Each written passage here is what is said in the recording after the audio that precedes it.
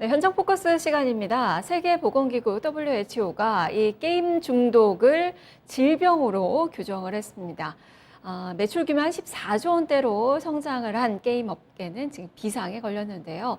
그러다 보니까 오늘 긴급하게 오전 10시부터 한국게임산업협회가 지금 국회의원회관에서 지금 긴급 토론회를 개최를 하고 있다고 합니다. 현장 연결해 보겠습니다. 김문별 기자입니다.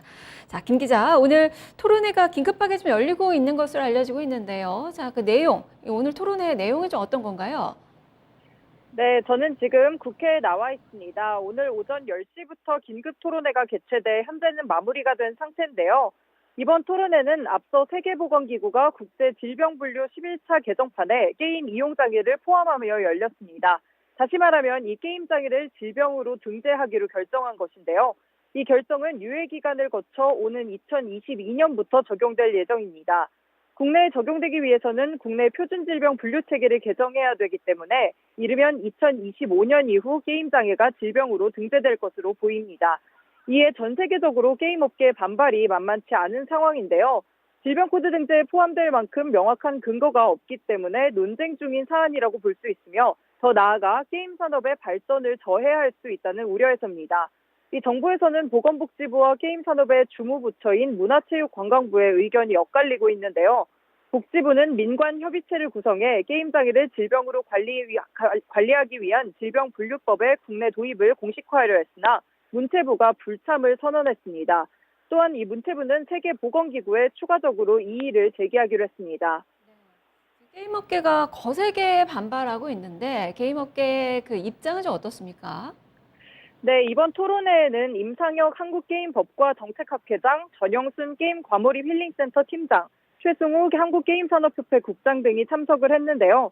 최승우 국장은 게임이 정신질환을 유발한다는 근거가 제시되지 않았다라며 인터넷과 미디어 중독 설문조사를 게임에 활용해 신뢰도가 떨어진다고 짚었습니다. 또한 이 최 국장은 다른 정신장애와 구분이 어렵다고 덧붙였습니다. 이 주식백과 채널을 운영하는 유튜버 김성회 씨도 토론에 참석했는데요. 게임의 인식에 대해서 아쉬움을 토로했습니다. 김 씨는 이 게임은 자연스럽게 만들어진 놀이 문화라며 웹툰이나 영화 같은 대중문화와 다르지 않다고 말했습니다. 이 결론적으로 게임업계와 관련 종사자들은 게임을 질병의 하나로 규정하고 치료 대상으로 삼는 것은 문화국가의 원리, 개인 행동의 자유와 기업 활동의 자유 등 많은 문제점을 가져올 수 있다고 짚었습니다. 특히 국내에서 게임에 대한 불편한 선입견을 바탕으로 규제를 도입하는 것에 대해 불만을 표시하며 제도 도입 전 관련 업계와의 충분한 논의와 합의가 필요하다고 봤습니다.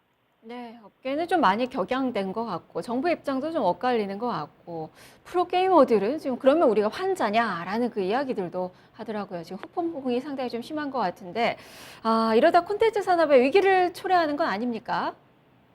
네, 이 부분을 살펴보기 위해서는 먼저 우리나라 콘텐츠 산업의 규모를 살펴봐야 하는데요. 한국콘텐츠진흥원에 따르면 2017년 기준 콘텐츠 산업 매출에서 게임이 차지하는 비율은 약 11%입니다. 이 콘텐츠 수출에서는 절반이 넘는 비중을 차지하고 있는데요. 게임 이용 장애가 질병으로 규정되면 관련 규제가 생겨나 마케팅과 수출 등 전반적으로 타격이 있을 것이라는 우려가 나옵니다. 앞서 게임학회와 협회, 기관 88개로 구성된 게임 질병 코드 도입 반대를 위한 공동대책준비위원회는 성명서를 냈는데요. 공대위는 4차 산업혁명 시대의 가장 중요한 분야 중 하나인 게임과 콘텐츠 산업의 뿌리가 흔들릴 것이라고 말했습니다.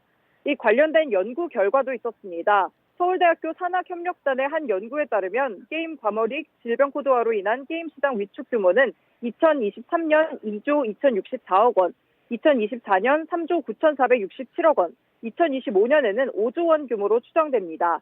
이 해외에서도 계속해서 세계보건기구가 게임 장애를 질병으로 분류하는 것에 대해 재고하라는 움직임이 이어지고 있습니다. 국내에서도 게임 이용 장애를 정식 질병으로 규정하기까지 시간이 남아있는 만큼 논란은 이어질 것으로 보입니다. 지금까지 뉴스토마토 김은별이었습니다. 네, 김 기자 수고했습니다. 자, 업계에서는 이번 그 WHO의 결정이 미칠 파장에 촉각을 곤두세우고 있는 그 분위기입니다. 사실 지금 게임 업계 좀 많이 어렵습니다. 지금 현재도 규제가 상당히 많습니다. 거기다가 이게 질병으로까지 규정이 좀 되면 산업에 미칠 그 영향은 이제 상당히 크다라고 좀 볼 수 있을 것 같습니다. 게임이 문제가 아니라 게임 중독이 문제죠. 게임 중독으로 인한 폐해, 그리고 게임을 즐길 권리, 그리고 산업에 미치는 영향, 이것들을 다 두루두루 고려해서 사회적인 그 합의가 좀 필요해 보이는데 이런 생산적인 그런 논의들이 앞으로 계속 좀 진행이 돼야 될 것 같습니다. 현장 포커스였습니다.